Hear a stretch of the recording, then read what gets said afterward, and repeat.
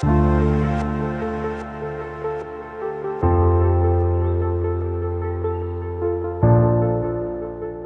Angela Mary has served the Brazilian community of Cidade Dutra for 4 decades.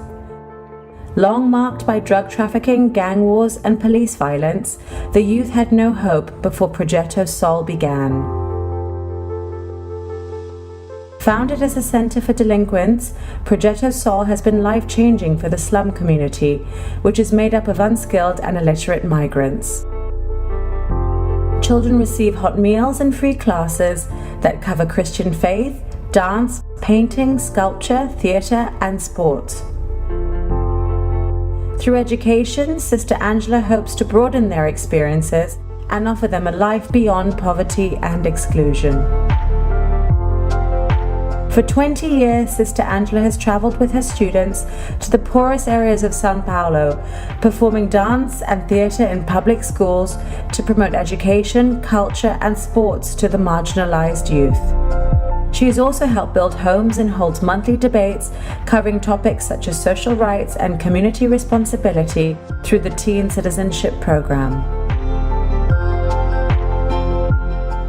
To date, Sister Angela has helped 8,000 youths and 3,000 families through Projeto Sol.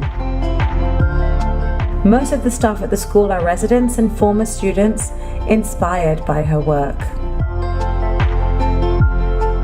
Thanks to her tireless work, the community has undergone a remarkable change and are now armed with the dignity and hope for a brighter tomorrow.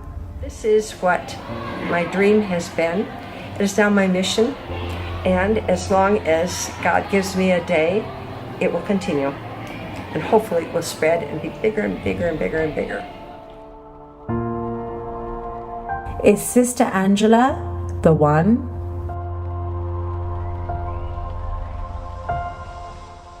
After experiencing the poverty in Rishikesh's most remote regions firsthand, Enid Hendershot decided to leave behind her life in America to serve the poor in the region.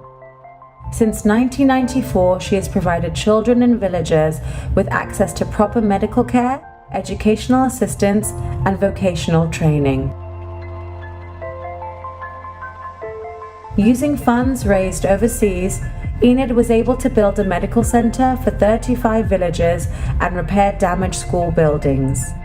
She began growing and feeding children organic rice and vegetables, and within 3 years was able to eradicate malnutrition in the thousands. Enid provides shelter for 70 orphans and educates 280 children through Ramana's Garden Children's Home, giving priority to the lowest castes. Her curriculum meets government standards and includes yoga, meditation, music, dance, and creative classes. In turn, her students have become advocates for political reform and take part in global disaster relief work. She also awards them with scholarships towards higher education, and many have gone on to graduate with professional degrees. Enid has provided education to children in 68 villages, medical assistance to 12,000 people, and vocational training for hundreds of women. She is determined to free the community from the vicious cycle of poverty and to empower women through literacy and skills training so they can live independently. As we sit here this afternoon, there are thousands, even millions of children that are being forced into child labor, forced to beg, forced to live in the street.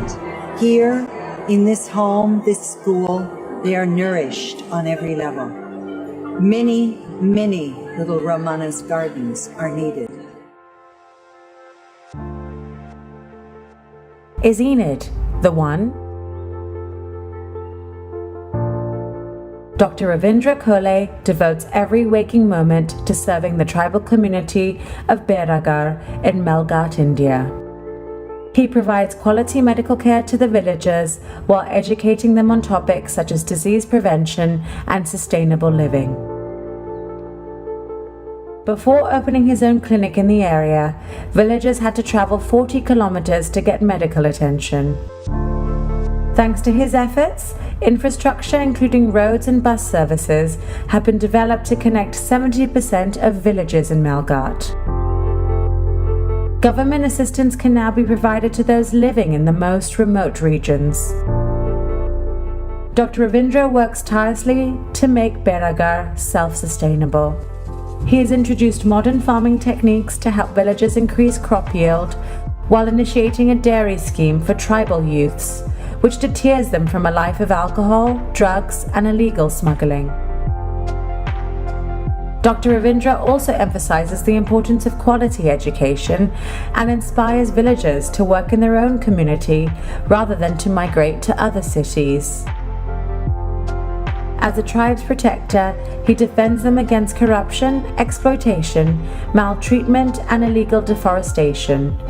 This has led to 4 serious attempts on his life, but he remains unshaken and determined in his mission. Dr. Ravindra has not only improved the tribe's standard of living, but has transformed Melghat into the state's only suicide-free farmer zone. Thanks to his efforts, the tribes have a reason to live. Is Dr. Ravindra the one?